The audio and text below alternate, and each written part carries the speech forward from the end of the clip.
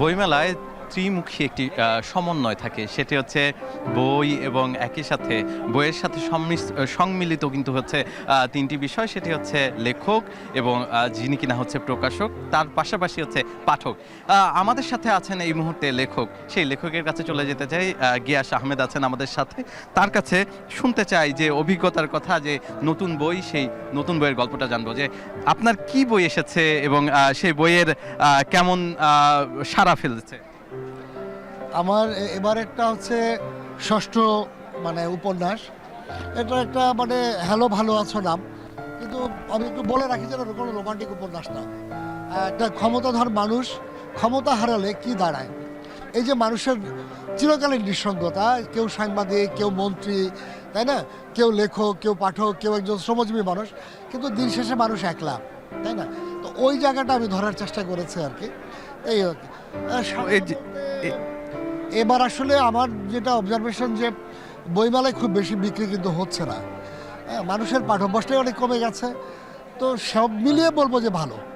আচ্ছা, এই যে বইমেলা নতুন একটি উদ্দীপনা, নতুন বাংলাদেশ বলা চলে, সেখানে এসে আসলে বইয়ের প্রতি তরুণদের যে চাহিদা, সেটি কেমন দেখেন আপনি?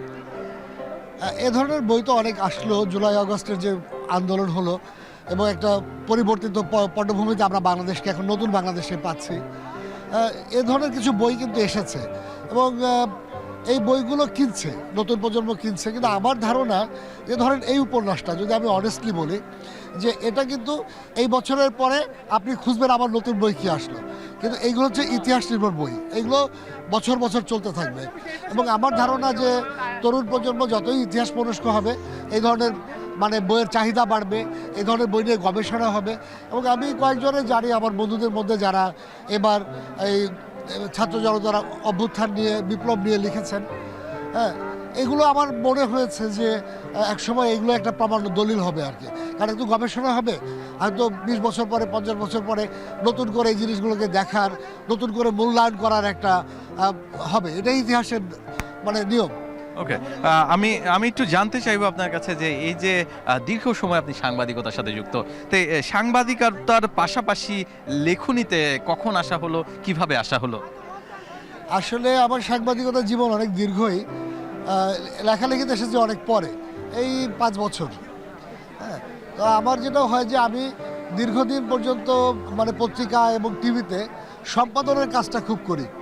ওইখানে আমি খুবই কি বলবো যে স্বাচ্ছন্দ্য বোধ করি আর কি। হ্যাঁ, ওটাই করছিলাম, এই ফিচার, এই নিউজের স্ক্রিপ্টগুলো দেখা, এমনকি যে আমার অনেক বন্ধুর বই তারও সব বলতো যে একটু দেখে দাও, সেসবও আমি সম্পাদনা করতাম।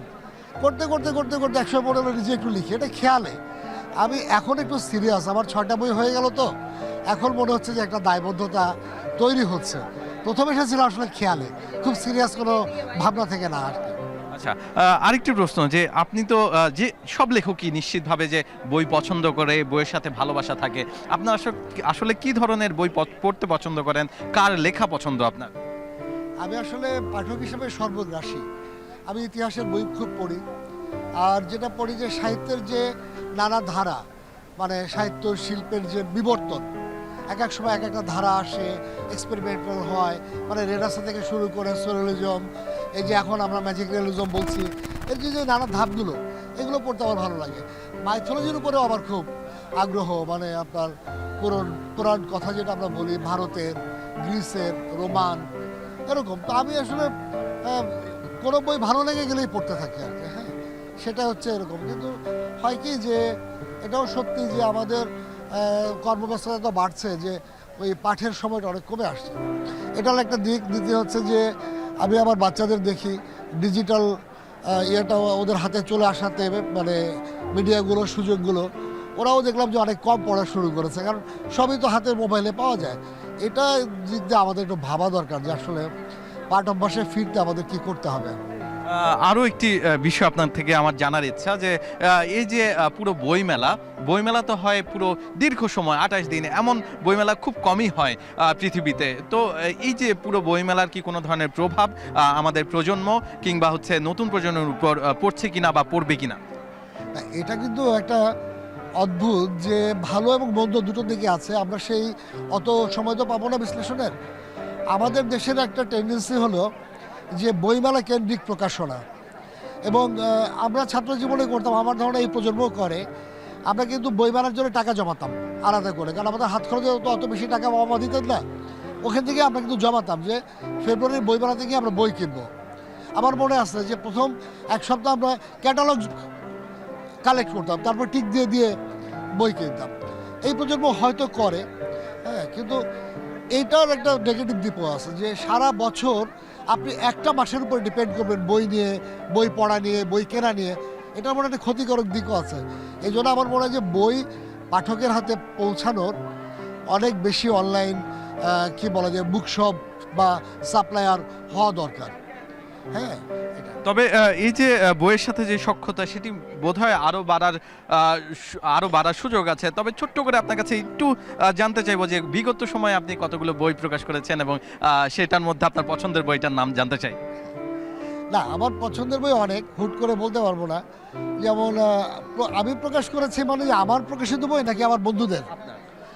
আমার বইয়ের তো বলেছি যে প্রথমে যে আমার এটা 6 নম্বর উপন্যাস। আসলে আমি লিখতে স্বাচ্ছন্দ্য বোধ করি হচ্ছে ভ্রমণ কাহিনী। আমাদের একটা দল আছে বন্ধুদের, আমরা হুটহাট বেরিয়ে পড়ি আর কি ঘুরতে। হ্যাঁ, তো ওই নিয়ে আমি শুরু করেছিলাম। প্রথম বইটা ছিল চন্দ্রযান, টাঙ্গুয়া হাওড়ের উপরে।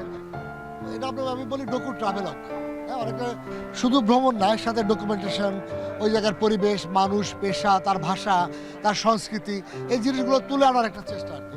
আমার ওই জিনিসটা ভালো লাগে। ওকে, আপনাকে অনেক অনেক ধন্যবাদ। আপনারা দেখছেন গরবের মেলা।